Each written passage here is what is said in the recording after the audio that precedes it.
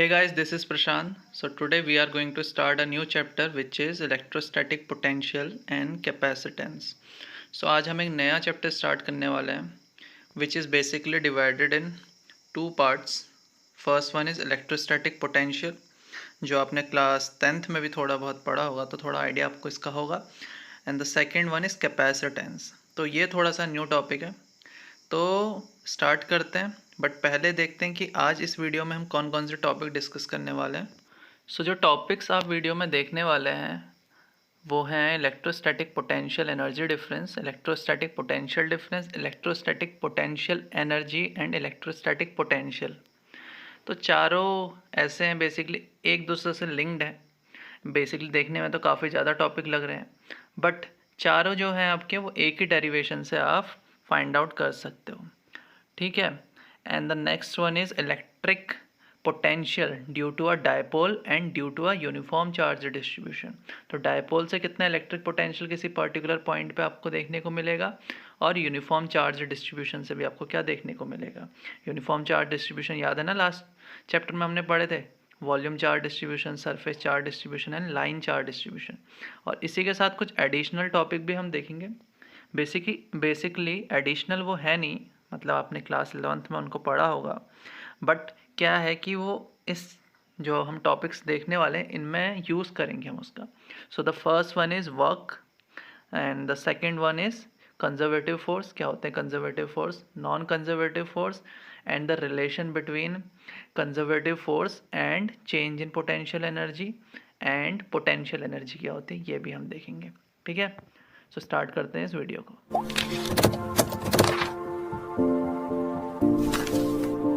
The first topic is work. तो अब सबसे पहले हम वर्क के बारे में पढ़ने वाले हैं. देखिए वर्क जो है वो बेसिकली टॉपिक तो क्लास 11th का है बट इस चैप्टर में इसकी काफ़ी इंपॉर्टेंस है तो इस वजह से हम इसको थोड़ा सा रिवाइज करेंगे.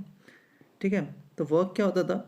The work is said to be done whenever a force acts on a body and the body moves through some distance in the direction of force. कि बेसिकली किसी भी बॉडी पे वर्क हो रहा है हम ऐसा तब कह सकते हैं जब हम उस बॉडी पे एक फोर्स एक्सर्ट करें और वो बॉडी कुछ डिस्टेंस तक मूव करे इन द डायरेक्शन ऑफ फोर्स. मतलब जिस डायरेक्शन को मैंने फोर्स एक्सर्ट करा उसी डायरेक्शन को बॉडी मूव करनी चाहिए. तो वही होता है बेसिकली हमारा वर्क. ठीक है. या फिर मैं कह सकता हूँ product of force and displacement in the direction of force. तो एग्जाम्पल काफ़ी सारे होते हैं, ये तो आप खुद ही देख सकते हैं. तो देखते हैं यहाँ पे वर्क डन हो रहा है कांस्टेंट फोर्स की हेल्प से. तो हमारे पास एक बॉडी थी, यहाँ पे देख रखिए एक बॉडी, ये हमारी एक बॉडी है. इस पर मैंने फोर्स एक्सर्ट करा और इसने एस डिस्टेंस कवर करी है और फोर्स भी मेरा कैसा है कांस्टेंट फोर्स है. तो बेसिकली अगर मेरे को यहाँ पे वर्क निकालना होगा तो कैसे निकालूंगा, एफ इंटू एस. ऐसे ही मैं यहाँ पे वर्क ईजिली फाइंड आउट कर सकता हूँ कि फोर्स और एस के डायरेक्शन सेम है. बट क्या हो अगर फोर्स और डिस्प्लेसमेंट की डायरेक्शन में डिफरेंस आ जाए. यहाँ पे देखने को मिल रहा है आपको, आपने फोर्स लगाया इस डायरेक्शन को और आपका डिस्प्लेसमेंट हुआ इस डायरेक्शन को. तो यहाँ पे आपको क्या करना पड़ेगा, फोर्स का ऐसा कंपोनेंट फाइंड आउट करना पड़ेगा जो एस के डायरेक्शन को है. तो हमने फोर्स का यहाँ पे कंपोनेंट फाइंड आउट करा. तो बेसिकली हमने देखा कि सरफेस के साथ आपके फोर्स ने एंगल बनाया था थीटा. ठीक है. तो ये कंपोनेंट हो जाएगा F cos theta, upward component हो जाएगा एफ साइन थीटा, लेकिन हमें चाहिए एस के डायरेक्शन वाला कंपोनेंट. तो वर्क का फॉर्मूला हो जाएगा यहाँ पे F cos theta and S. तो F cos theta and S दोनों को मल्टीप्लाई कर दिया तो वर्क का यहाँ पे बताया भी है आपको क्या होगा फॉर्मूला. तो क्या फॉर्मूला बना, एफ एस कॉस थीटा. अगर हम क्लास 11th में रिकॉल करें ये चीज़ तो ये होता था डॉट प्रोडक्ट एफ और एस का. एफ डॉट एस होता है एफ एस कॉस थीटा और कॉस थीटा होना चाहिए एंगल एफ और एस के बीच का. हाँ वो है. तो बेसिकली वर्क डन होता है आपका एफ डॉट एस. एफ यानी कि जो आपने इसमें फोर्स एक्सर्ट किया है किसी बॉडी पे, एस जितना उसने डिस्प्लेस किया है, and cos theta angle between force and displacement. अब वर्क डन होती थी हमारी स्केलर क्वांटिटी. वर्क डन होती है हमेशा स्केलर क्वांटिटी होती है, इसमें आपको डायरेक्शन की ज़रूरत नहीं होती है. तो ये तो था वर्क. अब हम पढ़ेंगे कंजर्वेटिव फोर्सेस. तो कंजर्वेटिव फोर्सेस कौन से होंगे. देखिए कंजर्वेटिव फोर्स, किसी भी फोर्स को आप तब बोलोगे जब उस फोर्स से जो आप वर्क करोगे वो आपका पाथ से इंडिपेंडेंट होगा. यानी कि पाथ पे डिपेंड नहीं करता होगा, वो सिर्फ इस पर डिपेंड करेगा कि आपका स्टार्टिंग पॉइंट कौन सा था और एंड एंड पॉइंट कौन सा है। तो डेफिनेशन भी देख लेते हैं कंजर्वेटिव फोर्स की। A force is conservative if the work done by the force in displacing a particle from one point to another is independent of the path followed by the particle and depends only on the end points। तो यही मैंने आपको बताया था कि सिर्फ and point पे depend करता है और पाथ क्या फॉलो किया उस पर डिपेंड नहीं करता। तो ये होता है आपके कंजर्वेटिव फोर्स। एक एग्जांपल लेते हैं। तो आपका कंजर्वेटिव फोर्स होता है ग्रेविटेशनल फोर्स। एक ग्रेविटेशनल फोर्स की अगर मैं बात करूँ तो वो होता है कंजर्वेटिव फोर्स। ठीक है, तो हम देखते हैं ग्रेविटेशनल फोर्स कैसे कंजर्वेटिव होता है। तो दो केसेस लिए हमने। एक बार जो ये बॉडी ए है, इस बॉडी ए को मैंने डायरेक्ट उठा के ऊपर रख दिया एच हाइट पे। ठीक है, तो अब यहाँ पे देखते हैं जो ग्रेविटेशन फोर्स लग रहा होगा वो लग रहा होगा डाउनवर्ड डायरेक्शन को, कितना mg, और डिस्प्लेसमेंट हो रहा है ऊपर को h। तो बेसिकली यहाँ पे वर्क डन कितना हुआ बाय mg, वो हम फाइंड आउट कर लेते हैं। तो वर्क डन बाय mg हुआ force which is mg and displacement which is h, and the angle between force and displacement is 180 degree. ठीक है, mgh इंटू कॉस 180। तो कॉस 180 का वैल्यू कितना होता है -1, तो आंसर आया -mgh। ठीक है, तो पहले केस में मैंने डायरेक्ट उठा के रख दिया। अब सेकंड केस में क्या कर रहा हूँ, मैं एक पाथ ले रहा हूँ। पहले ए से सी गया, फिर सी से डी गया, डी से ई गया, ई से बी गया। तो पहले देखते हैं ए से सी जाते टाइम आपका वर्क डन कितना हुआ। तो देखो एम जी लग रहा होगा डाउनवर्ड डायरेक्शन को, एम जी लग रहा है आपका डाउनवर्ड डायरेक्शन को, मूवमेंट हो रहा है ए सी में आपका अपवर्ड डायरेक्शन को। तो यहाँ पे वर्क डन आपका कितना हुआ होगा, एम जी इंटू ए सी इंटू कॉस 180 डिग्री, यही होगा। तो वर्क डन हम देखते हैं यहाँ पे क्या क्या हो रहा है। पहला वर्क हुआ हमारा एम जी और डिस्प्लेसमेंट हुआ है इंटू ए सी और एंगल है 180, तो आ गया माइनस का साइन। अब जाते हैं थोड़ा आगे। अब बॉडी पहुंच गई है पॉइंट सी पे, एम जी लग रहा होगा डाउनवर्ड डायरेक्शन को ही, लेकिन डिस्प्लेसमेंट हो रहा है इधर को। तो एंगल कितना आया सी डी की डायरेक्शन में 90 डिग्री एंगल आ गया। जब 90 डिग्री होता है तो कॉस का वैल्यू कितना होता है 0। तो जो वर्क डन हुआ सी से डी पे ले जाने पे वो हुआ 0। अब जाते हैं आगे। अब बॉडी पहुंच चुकी है डी पे, डी पे एम जी लग रहा है डाउनवर्ड डायरेक्शन को, मूवमेंट हो रहा है अपवर्ड डायरेक्शन को, तो एंगल है 180 डिग्री। तो यहाँ पे वर्क डन देखते हैं। वर्क डन हुआ एम जी इंटू आपकी डिस्टेंस हुई डी ई, और साइन आएगा माइनस का क्योंकि कॉस 180 होगा। तो साइन आ गया यहाँ पे माइनस का। ठीक है, ये साइन होगा माइनस का, इसको ये प्लस का है तो इसको माइनस कर देते हैं। ये रहा माइनस का साइन, यहाँ पे जी है प्लस। देखते हैं अब फिर से बॉडी ई पे आ चुकी है, एम जी लग रहा होगा नीचे को ही और मूवमेंट हो रहा है इधर को, एंगल है 90। जब 90 एंगल होता है तो वर्क डन होता है 0। तो टोटल वर्क डन कितना हुआ, इस केस में भी माइनस एम जी दोनों में कॉमन है।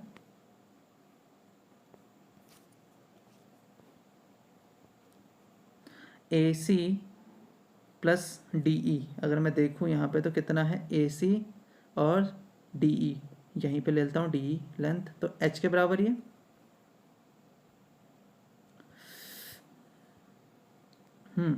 तो एच कहाँ गई पेन, ठीक है, तो एच आ गया। तो देखा आपने, जब सिंपल पाथ लिया आपने डायरेक्ट ऊपर इसको प्लेस करा तो कितना, तब भी minus M G H work करा है एक कंजर्वेटिव फोर्स ने। और इस केस में भी जब अपने पाथ आपने अपने अकॉर्डिंग लिया तब भी उस पर वर्क डन हुआ माइनस एम जी एच। तो दोनों में पाथ अलग अलग था बट स्टार्टिंग और एंड पॉइंट सेम थे, तो आपका वर्क डन सेम हुआ। तो यानी कि आपका ग्रेविटेशनल फोर्स भी एक टाइप का कंजर्वेटिव फोर्स होता है। ठीक है, तो ग्रेविटेशनल फोर्स कंजर्वेटिव फोर्स होता है। Electrostatic force of attraction and repulsion भी आपका क्या होता है, कंजर्वेटिव फोर्स होता है।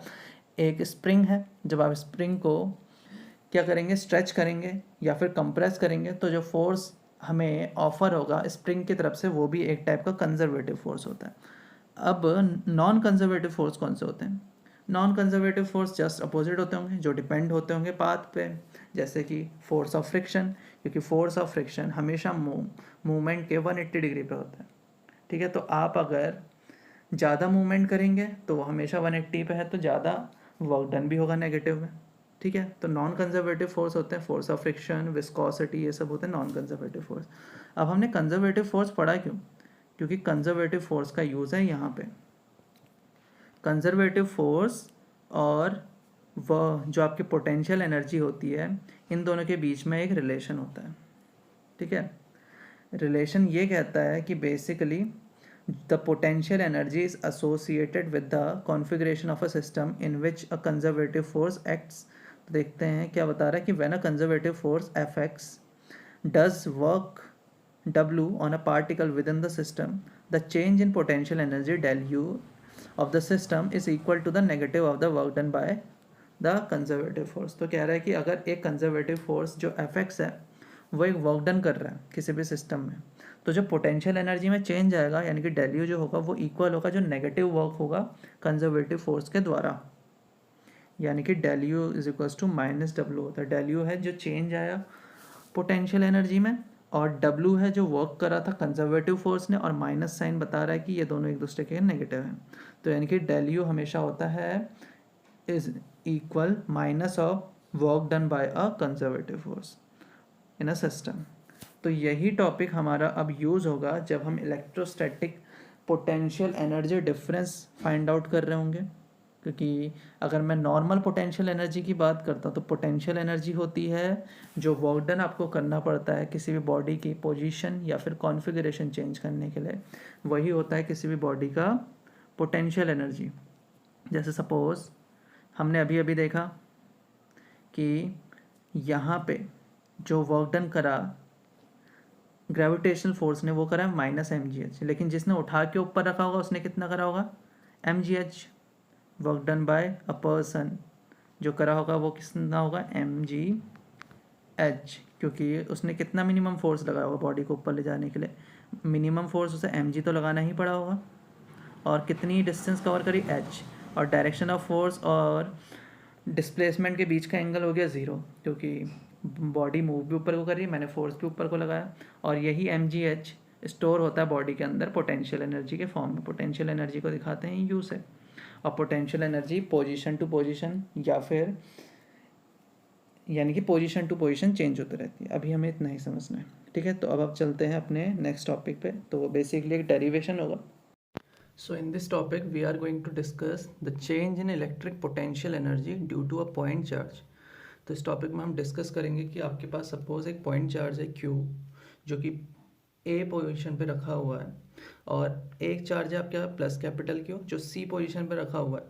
तो जब C से उस चार्ज को मैं उठा के B पे लेके आऊँगा तो आपकी पोटेंशियल एनर्जी में कितना चेंज आएगा, मतलब जो एक प्लस Q चार्ज है इसकी पोटेंशियल एनर्जी में कितना चेंज आने वाला है। तो हमने सपोज किया है कि A से लेकर C तक की डिस्टेंस है R2 एंड A से लेकर B तक की डिस्टेंस है R1। देखिए अभी मैंने आपको बताया था कि जो चेंज आता है पोटेंशियल एनर्जी में वो इक्वल होता है माइनस जो वर्क डन होता है एक कंजर्वेटिव फोर्स के द्वारा। So we also know that the electric force of attraction और repulsion is also a kind of conservative force. तो इसकी वजह से जो वर्क डन होगा वो नेगेटिव होगा, जो चेंज आएगा पोटेंशियल एनर्जी में इस बॉडी के। तो देखिए अब क्या है, जब आप सी पॉइंट से जैसे जैसे बी की तरफ कोई प्लस क्यू चार्ज को लेके आओगे, since it is also a plus Q charge, तो यहाँ पे क्या होने वाला है, यहाँ पे आपको ये देखने को मिलेगा कि जैसे जैसे आप सी से बी की तरफ को आओगे तो जो ये फोर्स ऑफर कर रहा है, जो प्लस क्यू है वो जो इस पर फोर्स ऑफर कर रहा है वो भी धीरे धीरे इंक्रीज करते रहेगा, बिकॉज इन दोनों के बीच की चार्जेस के बीच की डिस्टेंस भी कम होती जा रही है। जैसे जैसे डिस्टेंस कम होती है हमको पता है जो फोर्स ऑफ अट्रैक्शन है रिपल्शन होता है वो भी बढ़ता चले जाता है। तो इसका मतलब जब आप सी से लेकर बी की तरफ को आओगे तो जो आपको फोर्स ऑफर होगा वो भी एक वेरिएबल फोर्स होगा, ठीक है। तो इसके लिए अब हमें क्या करना पड़ता है, हम सपोज करते हैं कि एक पर्टिकुलर इंस्टेंट पे जो आपका प्लस क्यू चार्ज है वो ए से आर डिस्टेंस पे, ठीक है, इस पोजीशन पे। अब आपने क्या करा, उस चार्ज को थोड़ा सा आगे लेके गए डी आर डिस्टेंस। अब डी आर डिस्टेंस एक बहुत स्मॉल डिस्टेंस है, तो जो फोर्स रहेगा उस टाइम पे, बेसिकली जो आप फोर्स लगा रहे होगे इधर को मूव करने के लिए, सपोज मैं फोर्स लगा रहा हूँ फोर्स ए बी, ठीक है, वो कांस्टेंट रहेगा मूव करते टाइम, बिकॉज उस पर्टिकुलर टाइम पे एक स्मॉल डिस्टेंस कवर करते टाइम जो यहाँ से फोर्स ऑफ रिपल्शन आपको ऑफर होने वाला है वो सेम रहेगा। तो अब हम यहाँ पे देखते हैं कि भाई कितना वर्क डन मैंने किया। तो जो स्मॉल वर्क डन हुआ होगा वो होगा फोर्स जो मैंने प्रोवाइड करा है F A B into distance which is D R into cos 0। तो कितना आ गया ये force A B into D R आ गया। ये आ गया स्मॉल वर्क डन जब मैं डी आर डिस्टेंस मूव करा रहा हूँ, बट मेरे को कहाँ से कहाँ तक मूव कराना है, सी टू बी। तो जब मेरे को वर्क डन निकालना है, जो टोटल वर्क डन यहाँ पे हुआ, तो वो इक्वल हो गया जो वर्क डन मैंने किया है। मैं ये फाइंड आउट कर रहा कि जो वर्क डन मैं कर रहा हूँ अभी, ठीक है, तो वो होगा इंटीग्रेशन ऑफ डी डब्ल्यू, कहाँ से कहाँ तक, यहाँ से लेकर यहाँ तक जो आपने वर्क किया है, is equals to integration of F A B जो फोर्स मैं लगा रहा हूँ इंटू डिस्टेंस डी आर, कहाँ से कहाँ तक है। पहले इनिशियली कहाँ पे R2 डिस्टेंस पे है, अब फाइनल में कहाँ पे है, R1 डिस्टेंस पे आपका ऑब्जेक्ट पहुँचना है। तो हम इसको इंटीग्रेट करेंगे R2 टू R1। तो देखो जो फोर्स मैं लगा रहा हूँगा यानी कि या जो वर्क मैं कर रहा हूँ वो इक्वल होगा जो माइनस वर्क ये चार्ज कर रहा है, होगा नहीं होगा, क्योंकि जो वर्क मैं कर रहा हूँ मेरे को वर्क उतना ही तो करना है जो जितना ये वर्क कर रहा है, ठीक है, क्योंकि ये वर्क ये बेसिकली फोर्स लगा रहा है इस डायरेक्शन को, इसको मैं एफ ई से रिप्रेजेंट कर सकता हूँ। तो अगर मेरे को बॉडी को इधर को मूव कराना है विदाउट एनी एक्सेलरेशन तो मेरे को एग्जैक्ट उतना ही फोर्स लगाना है और अपोजिट डायरेक्शन को लगाना है। तो इसका मतलब मैं लिख सकता हूँ कि F A B is equal to minus F E, electrostatic force of repulsion के नेगेटिव, क्योंकि दोनों एक दूसरे के नेगेटिव वेक्टर हैं। तो ये आपकी इक्वेशन बन जाएगी R2 to R1 F E D R, minus का साइन बाहर आ जाएगा, ठीक है। तो जो वर्क मैं कर रहा हूँ वो कितना आ गया। अब ये माइनस के साइन को या तो आप बाद में भी यूज़ कर सकते हो या फिर इसकी पावर को क्या कर सकते हो, स्वैप कर सकते हो। R2 ऊपर आ जाएगा, R1 नीचे आ जाएगा। तो मैं यही करता हूँ, R2 R1 integration F E की वैल्यू होगी 1/4πε0, Q1 is capital Q, Q2 is small q, QQ upon distance between them at that particular instant is r, so r square dr। so जो कांस्टेंट है उनको हम बाहर कर देंगे। so 1/4πε0 is constant, q is also constant, small q is also constant, r is variable क्योंकि r distance decrease हो रही है धीरे धीरे तो वेरिएबल है। तो उसको अब हम करने वाले हैं integrate. So R to the power -2 D R, यहाँ पे फॉर्मूला लगा देंगे हम।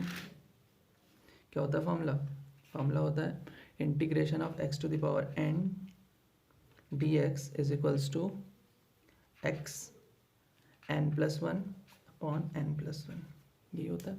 तो अब यही वाला फॉर्मूला हम पुट करने वाले हैं, 1/4πε0 ऐसे रहेगा, q r to the power -2 हो जाएगा, r टू द पावर -2 + 1 और नीचे आ जाएगा -2 + 1, तो हो जाएगा -1/r, ये हो जाएगा r1, ये हो जाएगा r2।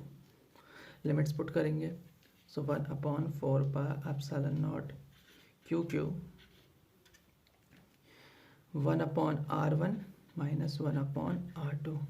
इतना वर्क डन मेरे को करना पड़ रहा है बॉडी को C से लेकर B तक ले जाने में, ठीक है, या फिर इतना माइनस ऑफ वर्क डन हो रहा है ये कंजर्वेटिव फोर्स की वजह से।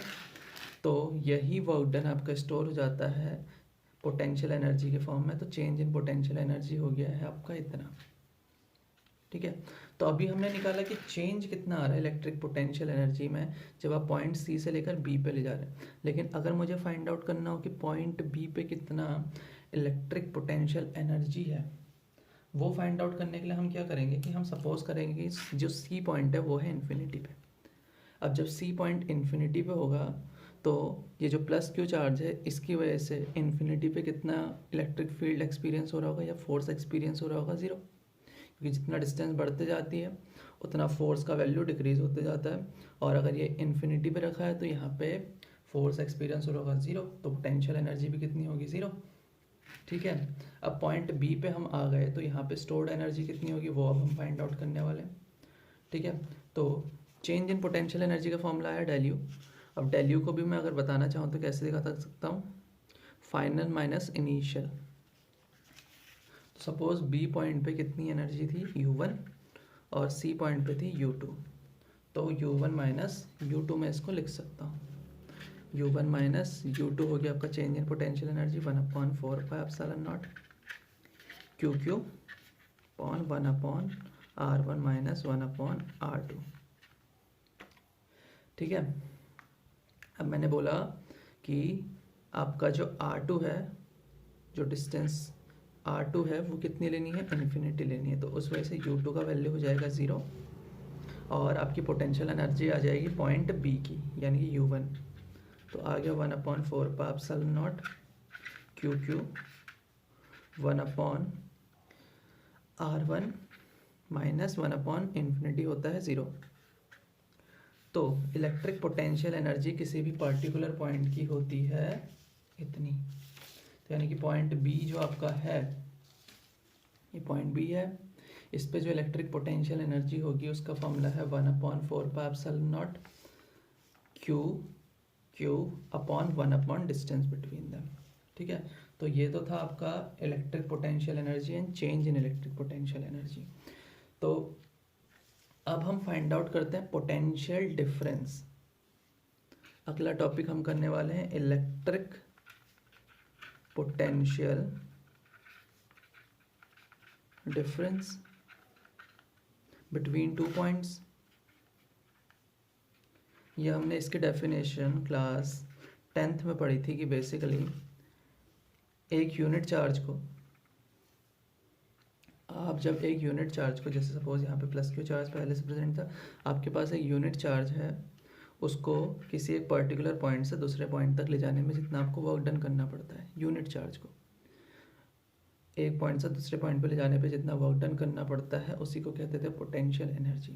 यानी कि सी से लेकर बी पे ले जाने में मेरे को जो वर्क डन करना पड़ा उसको ही कहते हैं potential energy, sorry potential difference दो पॉइंट्स के बीच का। अभी जो हमने पोटेंशियल एनर्जी निकाली थी वो किसी पर्टिकुलर चार्ज के लिए निकाली थी, अब हमने निकाली यूनिट चार्ज के लिए। तो देखो क्या करना पड़ेगा बेसिकली, जो अगर मैं सपोज इस पर्टिकुलर पॉइंट की पोटेंशियल इलेक्ट्रिक पोटेंशियल को रिप्रेजेंट कर रहा हूँ वीसी से, इसको दिखा रहा हूँ वीवी से। अभी इलेक्ट्रिक पोटेंशियल भी डिस्कस कर लेंगे इसके बाद, बट पहले देख लेते हैं electric potential difference between 2 points. ठीक है, तो इसको मैंने दिखाया वीवी से, इसको दिखाया वीसी से। तो इन दोनों पॉइंट्स के बीच का जो पोटेंशियल डिफरेंस होगा वो दिखाऊंगा मैं वीवी माइनस वीसी से। वो इक्वल होगा जो वर्क डन मेरे को करना पड़ा था सी से लेकर बी ले जाने में, अपॉन जो चार्ज में लेके गया था, क्योंकि यूनिट चार्ज चाहिए ना तो किसी को, तो मतलब वर्क पर यूनिट चार्ज। ठीक है, तो वर्क का फॉर्मूला तो आ गया था अभी अभी हमारा 1/4πε0 Q upon 1/r1 minus 1/r2। अब देखो मैंने कैपिटल Q से ही क्यों यहाँ पे डिवाइड करा, क्योंकि हमारा चार्ज यहाँ पे कैपिटल Q था, पर यूनिट चार्ज चाहिए तो हम ऐसे ही करते हैं। तो क्या होगा बेसिकली, ये नीचे कैपिटल Q होगा, दोनों कैंसिल करेंगे, तो इलेक्ट्रिक पोटेंशियल डिफरेंस आ गया V minus V C 1/4πε0 Q 1/r1 1/r2 minus में। तो ये होता है आपका electric potential difference between 2 point. अब हम फाइंड आउट करने वाले हैं जो मैंने वीसी लिया वीबी लिया, यानी कि इलेक्ट्रिक पोटेंशियल किसी एक पर्टिकुलर पॉइंट का क्या होता है, इसको भी हम समझ लेते हैं। देखिए अगर मैं बात कर रहा हूँ इलेक्ट्रिक पोटेंशियल, तो वो होता है बेसिकली यही चीज़ है, ए पॉइंट है आपका, एक पॉइंट बी है, पॉइंट ए पे हमने चार्ज रख दिया प्लस क्यू, एक पॉइंट सी है आपका जो कि कहाँ पे है, इन्फिनिटी पे। तो किसी भी एक यूनिट चार्ज को इन्फिनिटी से उठाकर एक पर्टिकुलर पॉइंट पे जब आप लेके आते हो तो जो वर्क डन आपको करना पड़ रहा है एक यूनिट चार्ज को उठा के लाने में, यहाँ से लेकर इन्फिनिटी से लेकर पॉइंट बी पे जो वर्क डन आपको करना पड़ा वही होता है आपका इलेक्ट्रिक पोटेंशियल। तो किसी भी पर्टिकुलर पॉइंट का इलेक्ट्रिक पोटेंशियल दिखाते हैं वी, ठीक है।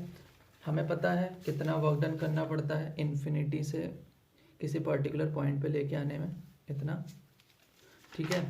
तो इसका फॉर्मूला भी वही बनेगा, V B is equals to work done per unit charge. Charge कितना लिया था हमने उस इक्वेशन में, प्लस क्यू।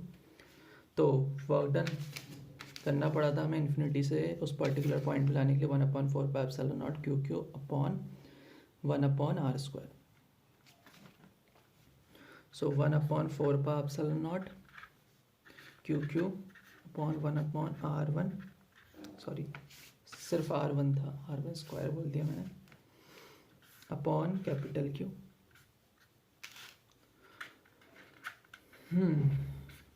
तो आंसर आएगा 1/4 पाई epsilon not Q upon r1, ठीक है। तो इलेक्ट्रिक पोटेंशियल एक पर्टिकुलर पॉइंट का होता है। इलेक्ट्रिक पोटेंशियल डिफरेंस दो पर्टिकुलर पॉइंट के बीच का जो डिफरेंस है वर्क डन में पर यूनिट चार्ज में, वो होता है जो हमने देखा ये। और change in electric potential energy होता है आपका डेल यू, जो हमने फाइंड आउट करा था, इतना था। और पोटेंशियल एनर्जी किसी पर्टिकुलर पॉइंट की इससे हम देते हैं। तो ये चार चीज़ें हमने एक ही उसमें समझ ली हैं। तो अब चलते हैं अगले टॉपिक पे। अब हम समझते हैं electric potential due to a system of charges, कि एक सिस्टम में नंबर ऑफ चार्जेस प्रेजेंट हैं, तो उसकी वजह से इलेक्ट्रिक पोटेंशियल किसी एक पर्टिकुलर चार्ज पे कितना होगा। तो अभी हमने इलेक्ट्रिक पोटेंशियल डिस्कस किया था कि किसी भी यूनिट चार्ज को जब आप इन्फिनिटी से एक सर्टेन पोजीशन पे लेके आते हैं तो उसमें जितना आपको वर्क डन करना पड़ता है, या फिर जितना नेगेटिव आप वर्क डन करा वो कंजर्वेटिव फोर्स यानी इलेक्ट्रोस्टैटिक फोर्स ने, वो आपका होता है इलेक्ट्रिक पोटेंशियल, ठीक है। अब अगर सपोज सिस्टम में n पॉइंट चार्जेस हैं, बहुत मत सपोज क्या बोला है यहाँ पे कि एक सिस्टम के अंदर n पॉइंट चार्जेस प्रेजेंट हैं। पहला चार्ज है Q1, फिर Q2, Q3, Qn, और वो कितने डिस्टेंस में, R1, R2, R3, Rn distance में एक पॉइंट P से। ये देखिए यहाँ पे दिखाया भी है कि हमें बेसिकली हमें फाइंड आउट करना है ये जो पॉइंट अपना P है, इस पे कितना इलेक्ट्रिक पोटेंशियल एक्सपीरियंस हो रहा होगा, इसका कितना इलेक्ट्रिक पोटेंशियल होगा। ये Q1, Q2, Q3, Qn charge की वजह से जो ये चार्जेस प्रेजेंट है, जो कि R1, R2, R3, R4, R5 या फिर Rn डिस्टेंस पे हैं इससे, ठीक है। तो ये फाइंड आउट करना है। तो इसके पहले हम समझते हैं कि जो इलेक्ट्रिक पोटेंशियल होता है वो एक टाइप ऑफ एनर्जी है जो बॉडी के अंदर प्रेजेंट है, या फिर वर्क डन जो स्टोर हो गया है एनर्जी के फॉर्म में। तो आपको अभी अभी मैंने बताया था कि वर्क एक स्केलर क्वांटिटी होती है एंड एनर्जी भी उसी के साथ स्केलर क्वांटिटी होती है। तो स्केलर क्वांटिटीज़ की खास बात क्या होती है कि उसमें डायरेक्शन की ज़रूरत नहीं होती। यानी कि अगर आप इलेक्ट्रिक पोटेंशियल फाइंड आउट करते हो तो सिंपली उनको एल्जेब्रिक मेथड से ऐड कर सकते हो, ठीक है। जैसे इलेक्ट्रिक फील्ड में हमें क्या करना पड़ता था, पहले इलेक्ट्रिक फील्ड की डायरेक्शन चाहिए, फिर उसके बाद हम उसमें वेक्टर एडिशन करते थे। लेकिन इसमें क्या करना है, सिंपल आपको पता चला कि भाई पॉइंट पी पे कितना इलेक्ट्रिक पोटेंशियल है, Q1 की वजह से, Q2 की वजह से, Q3 की वजह से, Q4 की वजह से या Qn की वजह से। जैसे हमने इलेक्ट्रिक पोटेंशियल के फॉर्मूले से यहाँ पे फाइंड आउट करा कि V1 का वैल्यू कितना है, पहले V1 का वैल्यू फाइंड आउट करा 1/4 पाई epsilon not charge which is Q1 and distance which is R1।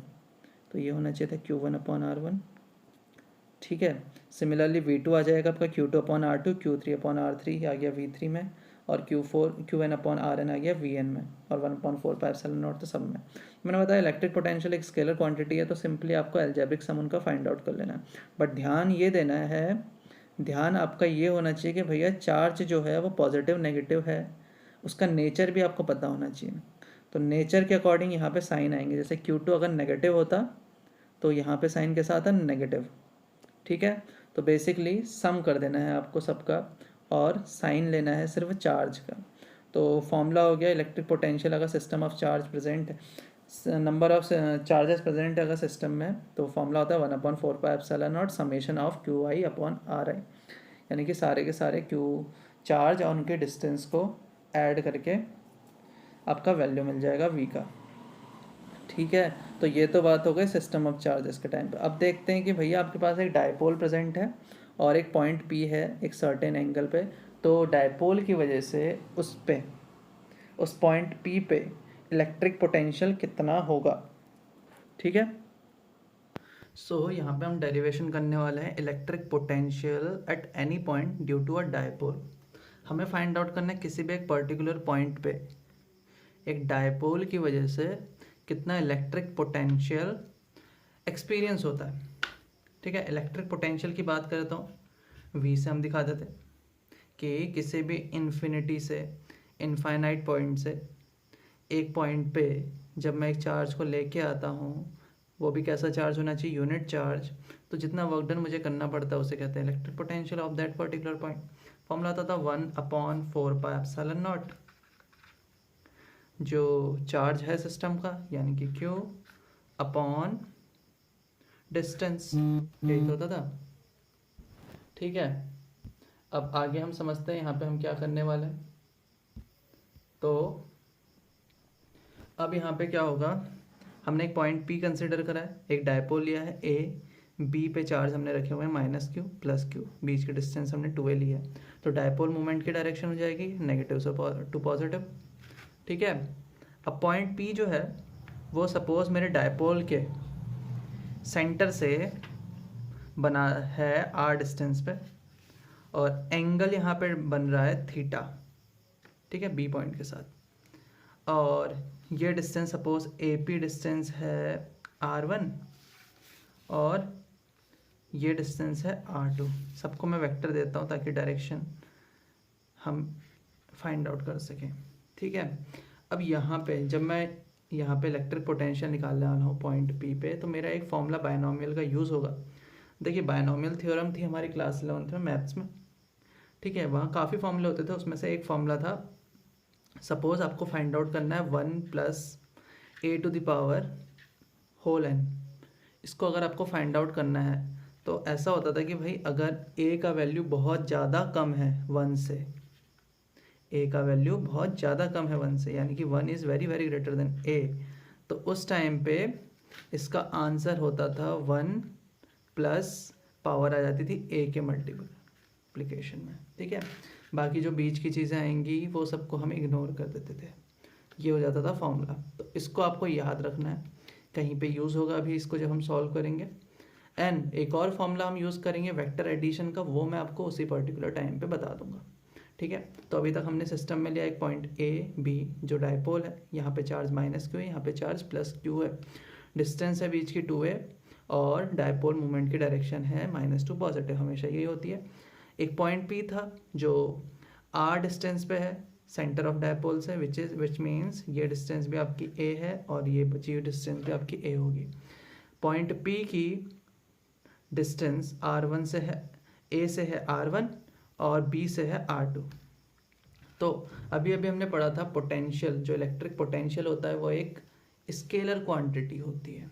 ठीक है, इलेक्ट्रिक पोटेंशियल एक स्केलर क्वांटिटी होती है। तो पहले हम पॉइंट A से P पे कितना इलेक्ट्रिक पोटेंशियल एक्सपीरियंस हो रहा होगा वो फाइंड आउट करते हैं। तो उसको मैं दिखाता हूँ VA से। सो VA का वैल्यू होगा 1/4πε0। ठीक है, charge which is -Q upon distance between them which is r1। ये हमने रख लिया। स्केलर क्वांटिटी है, डायरेक्शन हमें लिखने की ज़रूरत नहीं कि टुवर्ड्स होगा, अपोजिट होगा भी नहीं। अब बात करते हैं VB की, वो भी हो जाएगा 1/4πε0। Charge is Q and the distance between them is r2। ये भी हमने पुट कर दिया। तो स्केलर क्वांटिटी कोई डायरेक्शन की ज़रूरत नहीं, सिंपली हम दोनों को ऐड कर देंगे। सो रिजल्टेंट जब B में फाइंड आउट करूँगा तो उसका वैल्यू हो जाएगा VA + VB, which means 1/4πε0 common, सब में कॉमन है, Q is also common, Q भी कॉमन है, अंदर बचेगा 1/r2 - 1/r1। ठीक है, इतना समझ में आया।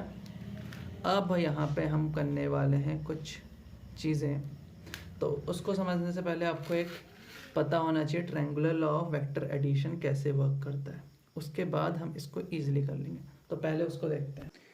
देखिए, जो आपका triangle law of vector addition होता है वो बेसिकली दो वेक्टर्स को ऐड करने के लिए होता है। तो जो triangle law of vector addition होता है वो होती है हेड टू टेल अप्रोच, जहाँ पे आपका एक वेक्टर ए है, उसके हेड पे बी का टेल आपने रखा हुआ है, ठीक है। तो इन दो वेक्टर्स की वजह से जो रिजल्टेंट होता है वो है ये, ठीक है। अब जो ये आर है, अब ये रिजल्टेंट का अगर आपको मैग्नीट्यूड फाइंड आउट करना है, वैसे नॉर्मली वेक्टर एडिशन हो रहा है तो R is equals to vector A plus vector B दिखाओगे, बट वेक्टर क्वांटिटीज़ में होता है आपका मैग्नीट्यूड और डायरेक्शन, तो हम देखने वाले सिर्फ मैग्नीट्यूड। तो मैग्नीट्यूड का जो फॉर्मूला होता है वो तो नॉर्मली ही होता है, आर का फॉर्मूला होता है A square plus B square plus 2ab cos theta और अंडर रूट में, लेकिन ये जो थीटा यहाँ पे एंगल होता है उसमें थोड़ा सा डिफरेंट होता है। जब हेड टू टेल अप्रोच चलती है तो जो थीटा एंगल होता है वो ए और बी के बाहर वाला लिया जाता है, ठीक है, ना कि अंदर वाला, क्योंकि पैरेललोग्राम में होता है। पैरेललोग्राम में आप अंदर का एंगल लेते हैं, क्योंकि पैरेललोग्राम में आपकी टेल टू टेल अप्रोच चलती है और जो एंगल लिया जाता है वो बीच का लेते हैं और रिजल्टेंट कुछ इस तरह से आता है। But triangular law of vector addition में आपका ए ये होता है, बी में इस तरह से चलता है और आर हो गया आपका ए प्लस बी, तो एंगल आपका बाहर का लिया जाता है। अब सिमिलरली अगर मैं इसको थोड़ा सा घुमा दूँ इस चीज़ को, तो सपोज मेरे को बी निकालना है, तो बी के लिए क्या इक्वेशन बन जाएगी, बी के लिए फॉर्मूला बन जाएगा आर माइनस ए, और आर माइनस ए जब भी आप दो वेक्टर्स को क्या कर रहे होते हैं, माइनस कर रहे होते हैं, तो उस टाइम पे फॉर्मूला क्या होता है, वही बी आपको फाइंड आउट करना है, बी का मैग्नीट्यूड, तो उसका फॉर्मूला होता है under root R square plus A square plus 2RA। अब जो एंगल लिया जाता है वो बस 180 से माइनस कर दिया जाता है, ठीक है, जब माइनस कर रहे होते हैं। तो इस चीज़ को ध्यान रखना है क्योंकि ये भी आपका यूज़ होगा। तो यही हमें समझना था कि जो एंगल होता है वो बाहर वाला होता है, ठीक है, और जब माइनस कर रहे हो तो वहाँ पे 180 माइनस थीटा आ ही जाता है, तो कोई फ़र्क नहीं पड़ता है, ठीक है। तो अब आते हैं वापस क्वेश्चन में। Triangular law of vector addition से अगर मुझे यहाँ पे जो ये आपका R1 है इसका वैल्यू फाइंड आउट करना है तो मैं कैसे कर सकता हूँ, देखो R1 है और ये है आपका A, ये है आपका R, तो यहाँ पे आपको देखने को मिल रहा है ये डिस्टेंस इधर को होगी, ठीक है, A डिस्टेंस, क्योंकि हमारे डायपोल मोमेंट की डायरेक्शन इधर को है, R की डायरेक्शन इधर को है, तो A R इन दोनों का रिजल्टेंट है R1। हम थोड़ी देर के लिए इसको देख सकते हैं, ठीक है। तो अगर मुझे यहाँ पे क्या फाइंड आउट करना है, R1 का वैल्यू फाइंड आउट करना है, तो मैं फाइंड आउट कर सकता हूँ वेक्टर एडिशन से, which means R1 square is equal to A square plus R square plus 2AR cos theta, A square plus R square plus 2AR cos theta, angle A outside वाला लिया जाता है। अब मुझे फाइंड आउट अगर suppose करना है R2 square को, तो वो भी कितना हो जाएगा देखते हैं। R2 स्क्वायर है यहाँ पे है, तो उसके लिए है ये R, ये है A और ये रहा अपना R2। तो अब इसको फाइंड आउट करते टाइम देखो क्या होने वाला है, अब इनका जो एंगल होगा वो होगा ये वाला 180 माइनस थीटा, क्योंकि हमने लिया है थीटा। तो अब उसको फाइंड आउट करते टाइम अब आप यहाँ पे ये भी सोच रहे होंगे कि डायरेक्शन तो इसके इधर को है, इसके इधर को है, तो ये दोनों कैसे ऐड हो गए। देखो उसका कोई डिफरेंस नहीं आने वाला, क्योंकि हमने यहाँ पे 180 माइनस थीटा ले लिया है।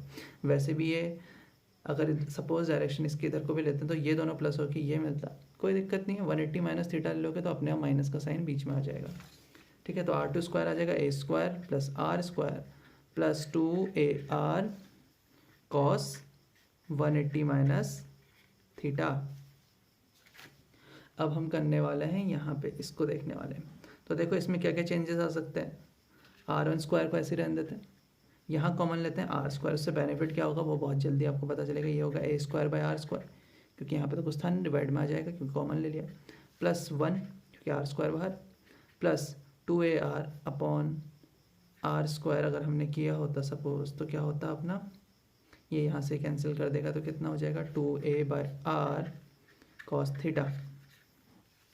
अब देखो ये जो एप्लीकेशन है वो तभी होने वाली है जब ए का वैल्यू काफ़ी ज़्यादा छोटा है आर से, यानी कि जो डिस्टेंस है पॉइंट पी है आपका, आर डिस्टेंस जो है वो काफ़ी ज़्यादा है ए से।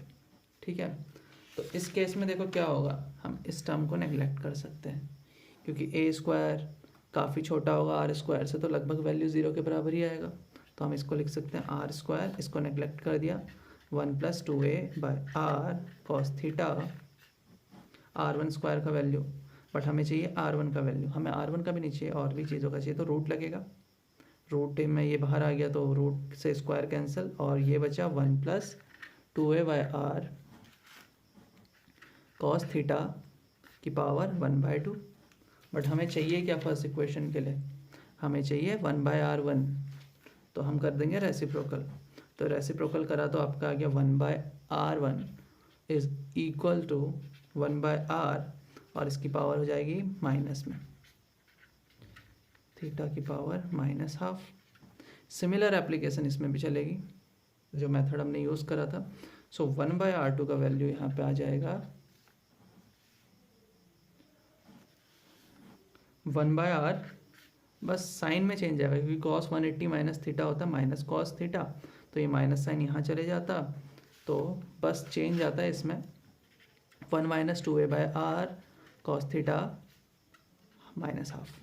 ठीक है, इन दोनों की वैल्यू 1/r1 और 1/r2 की वैल्यू मैं इसमें पुट करने वाला,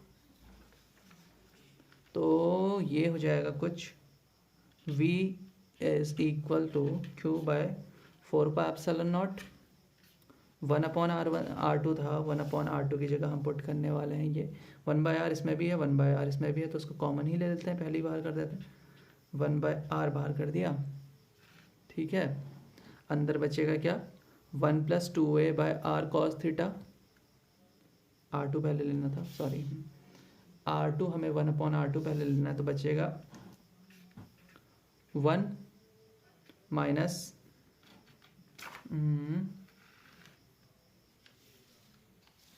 ठीक है कोई दिक्कत नहीं, 1 minus 2a/r cos theta power -12 minus 1/r1 का वैल्यू है 1/r बाहर कर दिया है, 1+2a/r cos थीटा पावर -12। ठीक है, अभी अभी हमने बायनॉमियल में देखा था कि 1+a की पावर n है, तो उसको 1+n लिख सकते हैं जब 1 से इसकी वैल्यू काफ़ी ज़्यादा कम होती है। अब इस टर्म को देखो, 2a/r, अभी अभी बोला था a काफ़ी ज़्यादा छोटा है r से, जब इसको डिवाइड करेंगे लगभग 0 के आसपास वैल्यू आएगी, और cos थीटा की वैल्यू अगर 90 से कम है तो बेसिकली क्या होती है, 1 से कम ही होती है। किसी को कोई वैसी छोटी वैल्यू है उसको आप मल्टीप्लाई करो 1 से कम से, 1 से भी कम वैल्यू से, तो बेसिकली वो और कम हो जाएगा, तो लगभग ही 0 के बराबर है, तो ये 1 से काफ़ी ज़्यादा छोटा वैल्यू है, तो हम यहाँ पे बायनॉमियल का वाला फॉर्मूला पुट कर देंगे। सो यहाँ पे v हो जाएगा आपका q/4πε0r, अंदर आएगा 1 और माइनस माइनस हो जाएगा plus 1/2 into 2a/r cos theta, यानी कि इससे ये कैंसिल होता, -1 वहाँ पे आएगा तो -1/2 इंटू 2a/r cos थीटा। ठीक है, अब नेक्स्ट पेज में चलते हैं, काफ़ी बड़ा डेरिवेशन है, कोई दिक्कत नहीं, बट हो जाएगा इजीली एक बार अगर आपको समझ में आ जाता है। तो देखिए भाई ऐसा है, अब ये v बचा is equals to q/4πε0r 1 plus cos θ/r, और a भी है साथ में, a cos θ/r, और यहाँ पे आएगा -1 प्लस a/r cos थीटा। अब देखो 1 से 1 कैंसिल हो जाएगा, a cos थीटा अपॉन ये बस रहा है, दोनों को ऐड करेंगे तो 2a cos θ/r हो जाएगा, तो ये हो गया आपका q/4πε0 आर और ये आर मल्टीप्लाई में तो आर स्क्वायर और ऊपर बचेगा 2a cos थीटा। तो v का वैल्यू हो गया q इंटू 2a क्या होता है आपका p dipole moment p cos theta upon 4 pi E epsilon nought R square. तो भैया देखिए, जब भी एक डायपोल से पॉइंट बी आर डिस्टेंस पे होता है एंगल थीटा के साथ, तो उस पॉइंट पे जो इलेक्ट्रिक पोटेंशियल होता है वो होता है P cos theta upon 4 pi epsilon nought R square. अब देखो, जो बचे हुए दो इसमें आपके डेरिवेशन है वो इसमें इजीली हो जाएंगे।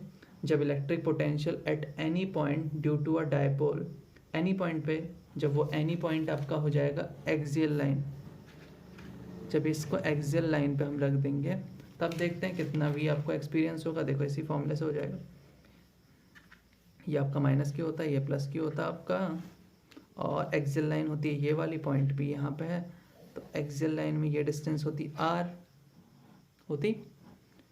तो आर जो आपका एंगल बना रही है पी के साथ, पी है इधर कोई, आर भी इधर को है, कितना एंगल है दोनों के बीच में 0 डिग्री। तो वी का फॉर्मूला वहाँ पे हो जाता P cos 0 upon 4 pi epsilon nought R square. Cos 0 कितना होता है 1, तो फॉर्मूला होता P upon 4 pi epsilon nought R square. Similarly अब इस पॉइंट को हम रखते हैं, ये जो एनी पॉइंट होता वो होता आपका इक्वेटोरियल पॉइंट।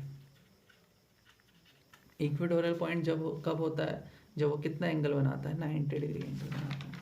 यानी कि पॉइंट पी आपका यहाँ कहीं पे है और आर ये रहा आपका, एंगल बना रहा है 90, तो कॉस थीटा हो जाता है कॉस 90। तो कॉस 90 पे कितना वैल्यू होता है 0। तो जब भी आपका पॉइंट पी इक्वेटोरियल पोजीशन पे होगा तो उसका electric potential due to dipole होगा 0, एंड जब भी एक्सियल पॉइंट पे होगा तो जो इसका इलेक्ट्रिक पोटेंशियल होगा ड्यू टू डायपोल होगा maximum, which is P upon 4 pi epsilon nought R square. और नॉर्मल किसी भी पॉइंट पे है तो वहाँ पे बी का वैल्यू है P cos theta upon 4 pi epsilon nought R square, जहाँ पे कॉस थीटा बता रहा है angle between R and P. ठीक है, देखिए यहाँ पे अब हम पढ़ने वाले हैं कि electric potential due to a continuous charge distribution, कि ये आपका जो इलेक्ट्रिक पोटेंशियल होगा किसी भी पर्टिकुलर पॉइंट पे due to a continuous charge distribution की वजह से कितना एक्सपीरियंस होगा। तो हम यहाँ पे सिनेरियो ले लेते हैं कि सपोज़ ये एक सरफेस है, अभी सरफेस ही नॉर्मल हम लेते हैं, ठीक है। ये सरफेस जिसके अंदर चार्ज क्यू प्रेजेंट है, और जो ये स्मॉल सरफेस है इसके अंदर उसमें चार्ज डी क्यू प्रेजेंट है, एक पॉइंट पी है, हमें उस पॉइंट पे ही फाइंड आउट करना है कि वी कितना होगा। तो हमने अज्यूम करा होगा पहले स्मॉल सरफेस, ठीक है, जिसके अंदर चार्ज क्यू प्रेजेंट है, डी क्यू प्रेजेंट है, और डिस्टेंस बीच की है दोनों की आर। तो इलेक्ट्रिक पोटेंशियल बताने का फॉर्मूला वहाँ पे हो जाता है 1/4 पाई epsilon not integration D Q, यानी कि जो स्मॉल सरफेस उसमें चार्ज जितना प्रेजेंट है, आर माइनस आर वन। यहाँ पे क्या बता रहा है, ये कन्फ्यूज़ करने के लिए बेसिकली ये वही बता रहा है कि डिस्टेंस कितनी होती है दोनों के बीच की, वेक्टर फॉर्म में दे रखी है और उसका मॉड करा हुआ है, तो बेसिकली आर भी रख सकते हो। अब देखो डी क्यू फाइंड आउट करने के लिए बहुत मेथड होते हैं।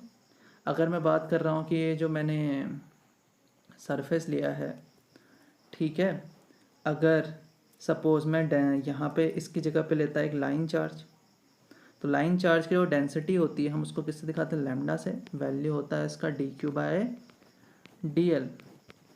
तो जब एक किसकी बात कर रहा था मैं, चार्ज अगर डिस्ट्रीब्यूटेड होता है यूनिफॉर्मली एक लाइन में, तो डी क्यू का वैल्यू हो जाता है लैम्डा डी एल। तो डी क्यू की जगह लैम्डा डी एल आ जाता, तो उसका फॉर्मूला कुछ इस तरह से हो जाता। सिमिलरली अगर वॉल्यूम चार्ज डेंसिटी की बात करें तो वहाँ पे हम यूज़ करते हैं वॉल्यूम चार्ज डेंसिटी के टाइम पे, सॉरी ये रहा, वॉल्यूम चार्ज डेंसिटी के टाइम पे हम रो यूज़ करते हैं, तो डी क्यू का वैल्यू हो जाता रो डी वी। तो फॉर्मूला कुछ इस तरह से हो जाता। और सरफेस चार्ज डेंसिटी के टाइम पे हम सिग्मा यूज़ करते हैं, तो डी क्यू का वैल्यू सिग्मा डी एस होता। तो उस टाइम पे आपका इलेक्ट्रिक पोटेंशियल का कुछ इस तरह से फॉर्मूला बन जाता। ठीक है, तो ये क्वेश्चन में ही आपको समझ में आ जाएगा, अदरवाइज फॉर्मूले ये हैं, इंटीग्रेशन हमें करना पड़ेगा, कितना वॉल्यूम है उसका, कितना सरफेस है, कितना लाइन का लेंथ है। ठीक है, तो पहला फॉर्मूला है potential difference which is work done per unit charge. तो जब आप एक यूनिट चार्ज को किसी एक पर्टिकुलर पॉइंट से सी से सपोज बी पे लेके आ रहे हो एक इलेक्ट्रिक फील्ड में, तो उसमें जो आपको वर्क डन करना पड़ता था पर यूनिट चार्ज के लिए उसे कहते थे पोटेंशियल डिफरेंस। इलेक्ट्रिक पोटेंशियल जब एक किसी इन्फिनिटी से किसी पर्टिकुलर पॉइंट पे लेके आ रहे हैं पर यूनिट चार्ज को, तो वो होता था इलेक्ट्रिक पोटेंशियल। उसका फॉर्मूला है 1/4πε0 Q/R। थर्ड फॉर्मूला है जब n पॉइंट चार्जेस होते हैं तो सारे के सारे पोटेंशियल्स को ऐड कर देते हैं। Fourth one is due to a dipole, electric potential due to a dipole आया था 1/4πε0 P cos θ अपॉन r²। देखो क्वेश्चन इसके टफ तो नहीं है, नॉर्मल है। जो ट्रिकी होंगे वो हम इस चैप्टर के एंड में कर लेंगे। वैसे नॉर्मल जो क्वेश्चन होंगे वो सारे इसके फॉर्मूले बेस्ड हैं। ठीक है, पहला क्वेश्चन क्या बोल रहा है, if 100 joule of work has to be done in moving a electric charge of 4 coulomb from a place where potential is -10 volt to another place where potential is V volt, find the value of V। ठीक है, तो क्या बोल रहा है कि भैया आपको 100 जूल का वर्क करना पड़ रहा है एक 4 कॉलम के चार्ज को एक प्लेस से दूसरी प्लेस पे डिस्प्लेस करने के लिए। पहली वाली प्लेस का कितना पोटेंशियल है इनिशियली -10V। तो VA देखो फॉर्मूला क्या होता है आपका, पोटेंशियल डिफरेंस का क्वेश्चन है नहीं, फॉर्मूला हमारा ये लगता है VB माइनस V है। VA आपको दे रखा है 10 वोल्ट, VB आपको फाइंड आउट करना है, WA भी आपको दे रखा है 100 जूल और चार्ज दिया है आपको 4 कॉलम का, तो आंसर तो सीधा आ जाता है फॉर्मूले में रखते ही। ठीक है, सेकंड क्वेश्चन आपसे बोल रहा है कि भैया determine the electric potential at the surface of a gold nucleus, the radius is 6.6 × 10⁻⁻15 metre and atomic number Z is equals to 79, given charge on the proton is this. क्या बोल रहा है आपसे कि आपके पास एक न्यूक्लियस पड़ा हुआ है गोल्ड का जिसका रेडियस आपको गिवन है, ठीक है, एटॉमिक नंबर उसका कितना है Z इज इक्वल्स टू 79, यानी कि उसके न्यूक्लियस के अंदर 79 प्रोटॉन्स पड़े होंगे। एक प्रोटॉन के अंदर कितना चार्ज होता है 1.6 × 10⁻⁹ कूलम। तो बेसिकली टोटल चार्ज कितना प्रेजेंट है, Q है आपका 79 × 1.6 जो इलेक्ट्रॉन में चार्ज प्रेजेंट होता है जो आपको गिवन है यहाँ पे। Q आपका फाइंड आउट हो चुका है जो यहाँ पे रखा हुआ है, R आपको डिस्टेंस आपको दी हुई है, आपको फाइंड आउट करा इलेक्ट्रिक पोटेंशियल। Q और R की तो रिक्वायरमेंट होती है 1/4πε0 की वैल्यू आपको पता होती है। ठीक है, पुट करोगे आंसर आएगा। थर्ड क्वेश्चन में आपसे बोला है calculate the potential at a point P due to a charge this located 9 centimetre away. देखो अब क्या क्या दे रखा है आपको, किसकी ज़रूरत होती है R और Q की। R आपको गिवन है 9 सेंटीमीटर, Q आपको गिवन है, ठीक है, तो फाइंड आउट हो जाएगा। Hence obtain the work done in bringing a charge to 10⁻⁻9 coulomb from infinity to a point P. Does the answer depends on the path along which the charge is brought? देखो path पे depend तो नहीं करता, ये चीज़ तो हमें पता है, बाकी आपको वर्क डन कितना करना पड़ेगा इस चार्ज को उठा के लाने में। ठीक है, वर्क डन आपको फाइंड आउट करना है। वर्क डन के लिए देखो वर्क Q होता है आपका इलेक्ट्रिक पोटेंशियल। ठीक है, इलेक्ट्रिक पोटेंशियल अभी अभी आपने निकाला फर्स्ट क्वेश्चन में, तो क्या करना है W निकालने के लिए बेसिकली जो भी आपका आंसर आया उसको Q से मल्टीप्लाई कर देना, चार्ज आपको गिवन था, तो वही है। देखो यहाँ पे वही करा है, W is equals to Q0V, Q0 जो टेस्ट चार्ज आप उठा के लेके आ रहे हो उसका वैल्यू दे ही रखा है, कर देना है यहाँ पे। और पाथ पे डिपेंड नहीं करता, हमें पता है बिकॉज कंजर्वेटिव फोर्स होता है। A metal wire is bend to a circle of radius 10 centimetre, it is given a charge of 200 microcoulomb which spreads on it uniformly, calculate the electric potential at it centre. देखो बहुत easy हो जाता है, अगर electric field find out करने के लिए कहता तो काफ़ी बड़ा डेरिवेशन होता। देखो एक मेटल की वायर है जिसको सर्कल में आपने बेंड कर दिया 10 सेंटीमीटर रेडियस के, ठीक है, तो ये हो गया 10 सेंटीमीटर। चार्ज पूरी बॉडी में कितना था 200 माइक्रोकूलम दे रखा है, आपको फाइंड आउट करना है, कैलकुलेट करना है इलेक्ट्रिक पोटेंशियल इसके सेंटर पे। अब सेंटर की हर बार डिस्टेंस कितनी होगी 10 और पूरे उसमें चार्ज कितना है 200 माइक्रोकूलम, तो 10 को मीटर में चेंज करके 200 माइक्रोकूलम को कूलम में चेंज करके बेसिकली आप क्या करोगे V का फॉर्मूले में पुट कर दो। ठीक है, 1/4πε0 Q कितना है आपका 200 माइक्रोकूलम, R कितना है आपके पास, डिस्टेंस आपको दे रखी है क्योंकि हमेशा आपको सेंटर में अगर सर्कल की बात करें तो रेडियस ही होती है डिस्टेंस सेंटर की हमेशा, तो ऐसे फाइंड आउट हो जाएगा। ठीक है, तो इस तरह से क्वेश्चन है इस चैप्टर के, तो आप इनको ट्राई करिए, जो ट्रिकी होंगे वो हम चैप्टर के एंड में कर लेंगे। तो आज का वीडियो काफ़ी लंबा हो गया, बट अब मिलते हैं नेक्स्ट वीडियो में फिर। Till then bye.